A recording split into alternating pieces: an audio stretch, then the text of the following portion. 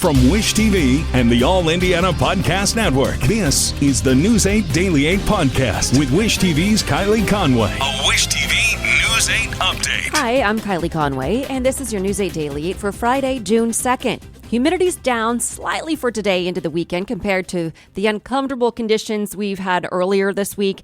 Mostly sunny and hot today with a high temperature of 91 degrees, and it is going to be a hot weekend. All right, some really important detour information for you. 465 eastbound on the southwest side shuts down at 8 o'clock tonight from I-70 to 65. So the detours promise short-term pain for long-term and long-awaited gain. There are two detours you'll need to know. The eastbound shutdown that we expect tonight goes from I-70 on the west side all the way to 65.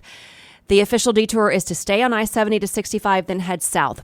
It doesn't add much in terms of mileage, but it will add many more cars and trucks each hour to an already crowded route for 3 weeks if all goes as planned. Then next month, the westbound lanes close too. Same detour, but in reverse. Head north on 65, then west on I-70, and pass well south. The westbound closure lasts from July 7th through the 29th. And the U.S. will not default on its debt. This comes just days before the deadline as the Senate passed a bill last night, 63-36, to suspend the nation's debt limit through January 1st of 2025. It now goes to President Biden to be signed into law. Lawmakers raced against the clock to prevent a first-ever national default ahead of June 5th. That's when the Treasury Department warned it would no longer be able to pay all of the nation's obligations in full and on time. As we've reported, the bill caps non-defense spending, expands work requirements for some food stamp recipients, and rescinds some COVID-19 relief funds. Indiana Senators Mike Braun and Todd Young were split on the bill. Braun voted against it. Young voted for it. Young says more work needs to be done, though. In a statement, he says in part, the bill does not go as far as I and many others would like. This legislation is a compromise that should be just an initial step toward addressing our nation's fiscal challenges. And this year's state fair will see some big security changes, including metal detectors at the gates and new restrictions on children without adult supervision.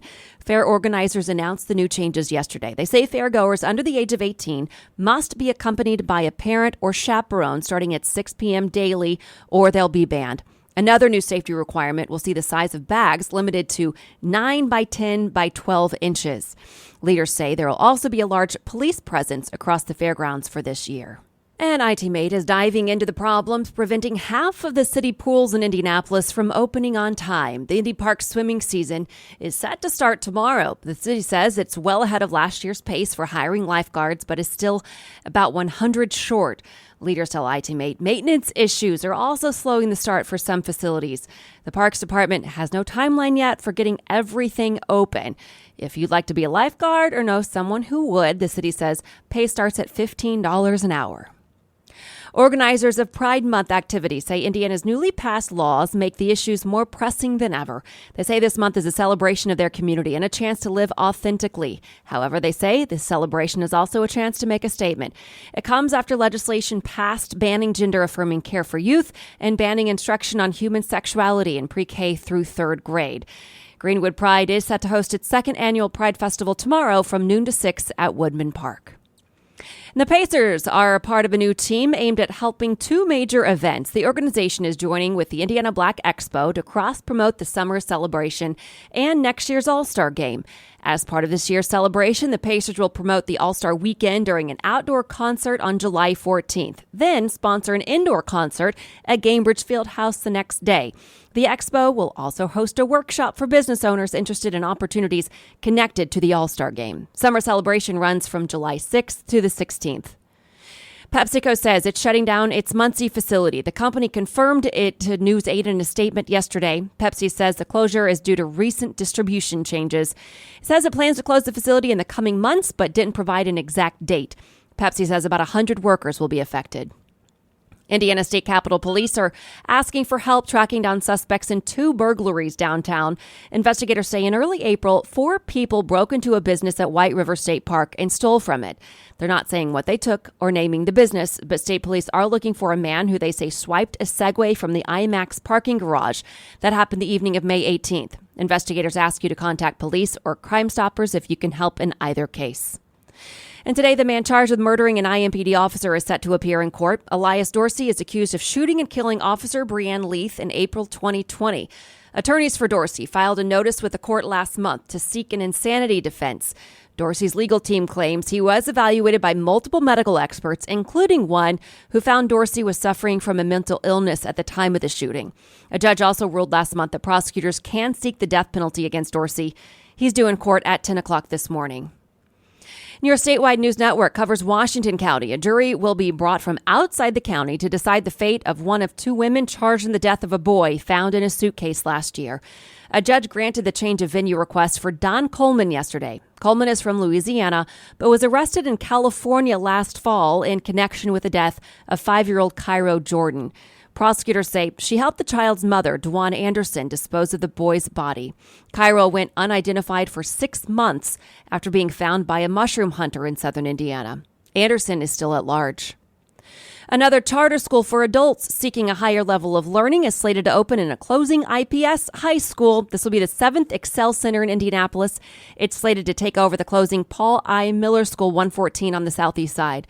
Officials say just like its many other locations, Excel Center Southeast will offer expanded educational opportunities for adults who have been through the justice system. Students will have the chance to earn a GED, college credits, and other certifications, set to open for the 23-24 school year. The IndyCar Series is hitting downtown Detroit this weekend, and just like the running of the 500 this year, the point standings heading into the race are very close. Angela Morian talked to the drivers about the next turns after the 500. I think the fire to win that championship is burning stronger than ever for me. The calendar has turned, and so have the drivers' attentions. Away from the Indy 500 and on to Detroit and the race for the IndyCar Series Championship. Motor City's race will be different this year, returning to downtown for the first time in over 30 years. The fan turnout at Belle Isle was always fantastic, and now moving it properly into downtown is going to be amazing. Certainly new races are exciting for us. It levels the playing field.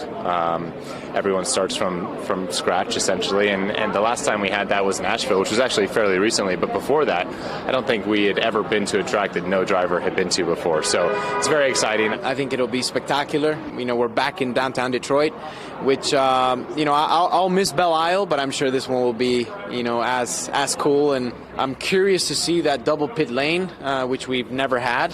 So I think there'll be some very good challenges, and we're ready. The streets of Detroit will be a major change from the oval here at IMS, but just as important to win in the fight for the series championship. A measly 37 points separates the top 4 drivers. A win in Detroit is an instant 51-point boost, which could cause a major shakeup in the standings. What we want is the championship, right? But there's a long way to go. We just gotta keep doing what we're doing.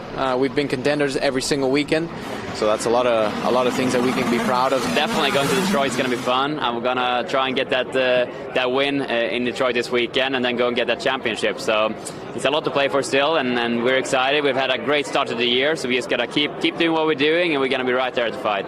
11 races left in that fight. Angela Morian, Wish TV, wishtv.com, and like us on Facebook. Now to the White House. It says President Biden is fine after a trip and fall at the graduation ceremony at the Air Force Academy in Colorado. Biden's spill came after he saluted the graduates and turned to go back to his seat. Biden joked that he got sandbagged, stumbling over a sandbag that had been placed on stage to hold up the teleprompter speakers were using. And President Biden is poised to name the next director of the CDC. Several published reports say Mandy Cohen is the pick. Cohen served as a top Medicare/Medicaid official and as Health and Human Services Secretary for North Carolina during the peak of the pandemic. Cohen would replace Rochelle Walensky, who's set to step down at the end of this month. State law that imposes restrictions on undocumented immigrants are being protested right now. Organizers dubbed yesterday's protest a day without immigrants. This was out of Tampa. People held signs saying no SB 1718 and waved Mexican flags. Florida Governor Ron DeSantis signed the legislation into law last month. The new law bolsters the state's migrant relocation program and limits social services for undocumented immigrants. It also expands requirements for certain businesses that hire immigrant workers. Latino civil rights group LULAC has issued a travel advisory warning Hispanics not to visit the state. A new study shows America is falling farther behind other countries in life expectancy. The research in the American Journal of Public Health puts the United States 46th among the largest countries, down from 12th in 1950.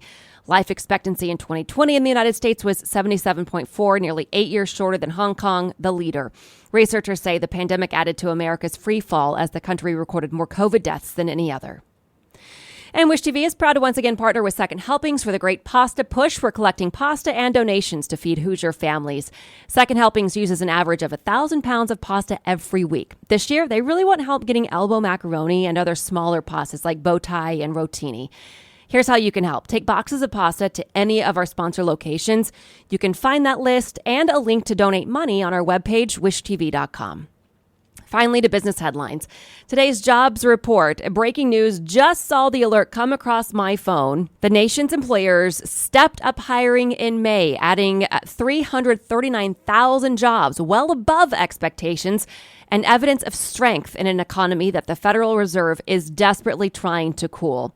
The report from the government showed that unemployment rate rose to 3.7% from a 5-decade low of 3.4% in April.